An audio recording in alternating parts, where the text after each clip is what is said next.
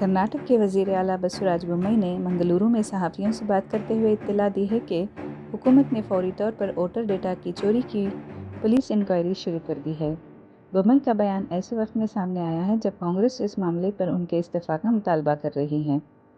Chief minister ने Karnataka high court से कहा कि इस केस की जांच एक मौजूदा जज के ज़रिए शुरू की जानी चाहिए और इस मामले में एक शख्स को गिरफ्तार भी कर लिया गया है।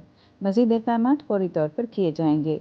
इधर कांग्रेस की कर्नाटक यूनिट ने chief electoral officer Manoj Kumar Meena के पास एक नई शिकायत दर्ज कराई है, जिसमें इल्ज़ाम लगाया गया है कि इंतखाबी धोखाधड़ी, बदउनवानी और वोटरों की फहरिस्त में हेरा फेरी चीफ मिनिस्टर, रियासत के आला तालीम के वज़ीर doctor CN Ashwath Narayan, BBMP के चीफ कमिश्नर तुषार गिरिनार, ज़िला इंतखाबी अफसर और चिलुमे ट्रस्ट के डायरेक्टर्स ने की थी।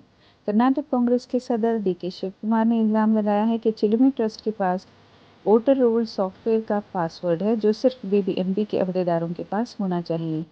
कांग्रेस के कौमी जनरल सेक्रेटरी और कर्नाटक के इंचार्ज रणदीप सिंह सुरजेवाला ने एक प्रेस कॉन्फ्रेंस में इल्ज़ाम लगाया है कि वज़ीर आला इस घोटाले के सरगना हैं।